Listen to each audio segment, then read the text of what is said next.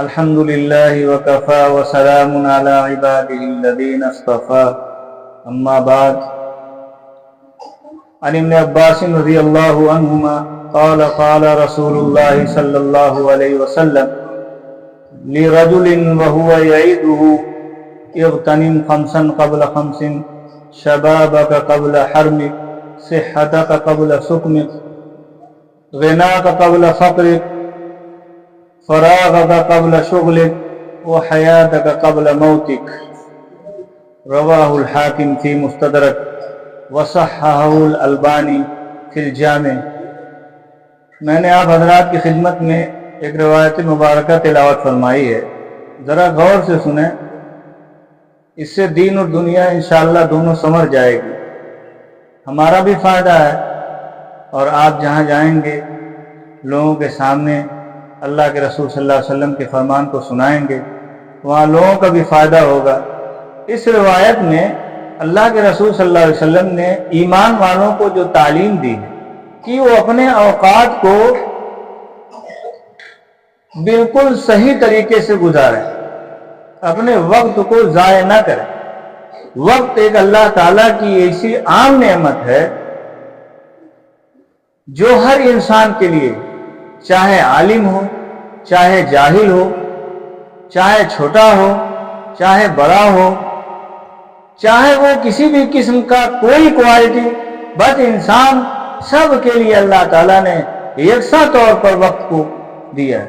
اور اس کی مثال اپنے بڑے ایسے ہی دیتے ہیں جیسے سخت دھوپ میں برف کی سل رکھی ہوئی ہو، اگر اس کو استعمال نہیں کریں گے تو وہ سل دھیرے دھیرے دھیرے گل جائے، اور اگر اس کو استعمال کر کے فائدے ملائیں گے تو کارآمد ہوگی، اور اگر استعمال نہیں کریں گے تو آخر اس کا انجام ختم ہونا ہے۔ اور مسلم معاشرہ عام طور سے اس آفت کا شکار ہے۔ مغربی اور یورپی معاشرے میں ان کی تمام خامیوں اور کوتاہیوں کے باوجود وہ لوگ وقت کے قدرداں ہیں، اپنے وقت کو ایک نظام کے تحت گزارنے کے پابند ہیں۔ یہی وجہ ہے کہ آج وہ سائنس اور ٹیکنالوجی اور بہت سارے علوم و فنون میں ترقی پر ہیں۔ یاد رکھیے، اگر آپ نے وقت کی قدر نہیں کیا تو بہت سارے نقصانات جو زندگی میں ہوں گے تو ہوں گے، آخرت میں نقصان ہی نقصان ہے۔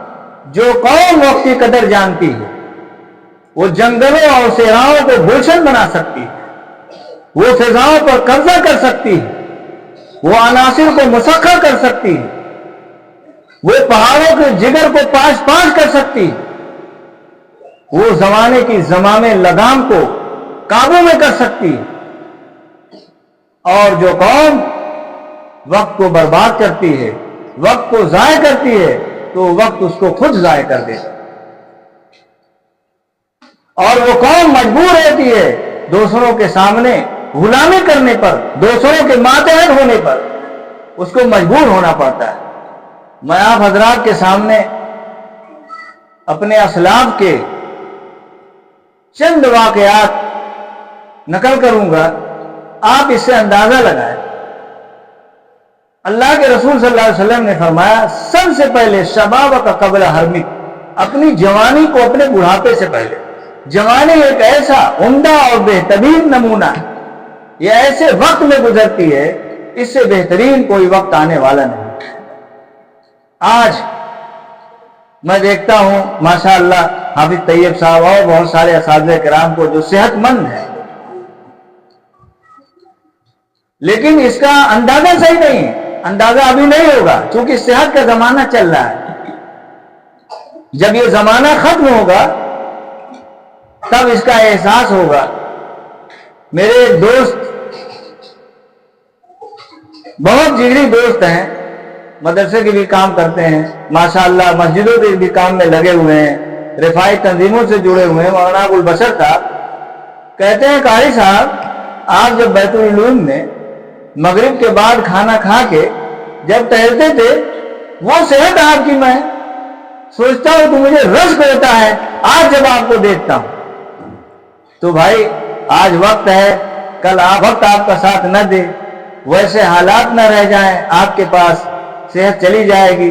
ہمارے ہاں قریب میں ایک صاحب تھے، بھائی لگتے ہیں ہمارے، وہ آتے تھے اپنے دھان کی رکھوالی کے لیے، لیکن 1 مہینہ سے کولہا ان کا سرک گیا ہے، ٹوٹ گیا ہے، گالیوں پڑے ہوئے. تو میں گیا تھا ان کی عیادت کے لیے، ان کی آنکھوں میں آنسو آ گیا. سوچئے ایسی مجبوری ہو جائے گی، کل آپ آگے نہ جا سکیں. آج جو آپ کام کر سکتے ہیں، کل منو مٹی کے نیچے دفن ہونا ہے، سارا سسٹم خراب ہو جائے گا. اس لیے میں نے دیکھا ہے کہ جو لوگ نیک اور صالح ہیں، اللہ کے جو صالح بندے ہیں، وہ اپنے وقت کو بلا وجہ ضائع نہیں کرتے.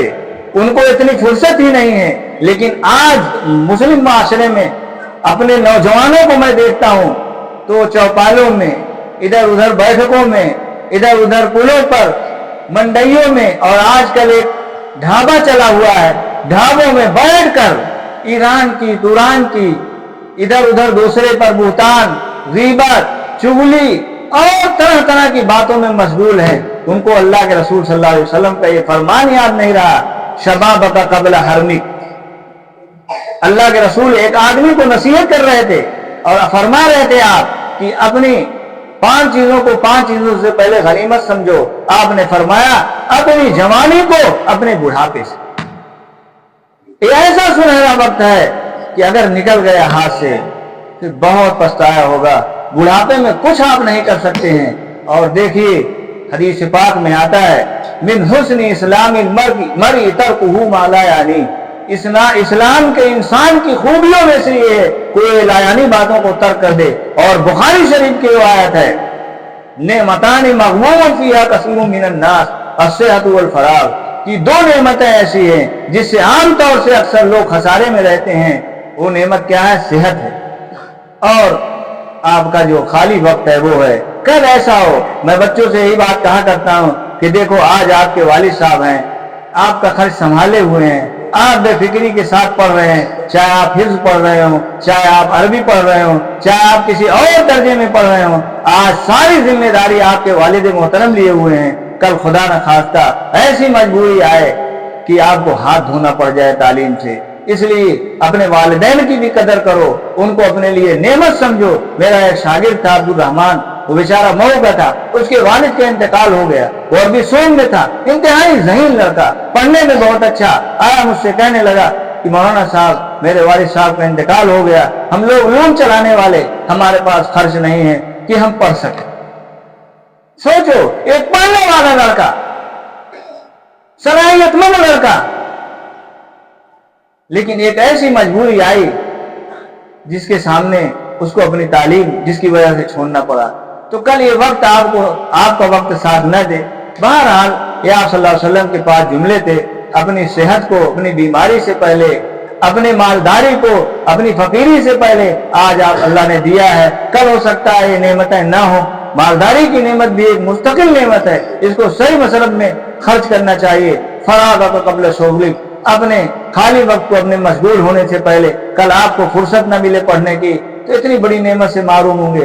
اور آخر میں آپ نے فرمایا حیات کا قبل موتک، سارا سسٹم دنیا کا ختم ہو جائے گا. دیکھو اللہ والے اس فانی زندگی کے لیے محنت کر کے دنیاوی زندگی بھی ان کی بن جاتی ہے اور اخروی زندگی بھی بن جاتی ہے. چنانچہ حضرت امام محمد رحمۃ اللہ علیہ وہ اپنے کتابوں کے ڈھیر میں بیٹھے رہتے تھے، بہت ساری کتابیں ہوتی تھیں. آپ ہر وقت تشریف و تعلیم میں مطالعہ میں مشغول رہتے تھے، ان کو کھانے پینے کی فکر نہیں ہوتی تھی. ان کو دیکھ کر جب ان کے سوالے کا میں نے مطالعہ کیا تو میرے بڑے والد محترم شیخ الحدیث حضرت مولانا یونس صاحب جونپوری رحمۃ اللہ علیہ، جب ہم لوگ گائے بگائے جایا کرتے تھے سال میں 2 مرتبہ، تو حضرت کو دیکھتے تھے کتابوں کے بیچ میں آپ پڑے ہوئے. ان کی زندگی کے پورے احوال کا میں نے مطالعہ کیا تو حضرت کی زندگی بالکل ہو بہت. حضرت مولانا عبدالحی صاحب فرنگی محلی، ان کے مطالعہ گاہ میں 3 دروازے تھے. ان کے والد محترم نے 3 دروازوں پر چپل رکھ دیا تھا تاکہ ان کا وقت ضائع نہ ہو. اکثر مطالعہ میں رہے. حافظ ابن حجر اسقلانی رحمۃ اللہ علیہ جو شارح بخاری ہیں، فتح الباری کے مصنف ہیں، ان کا 3 کام مقرر ہوتا تھا، یا تو وہ مطالعہ میں رہتے تھے، یا تو کتابوں کی تصنیف میں رہتے تھے، یا تو اللہ کی عبادت میں رہتے تھے۔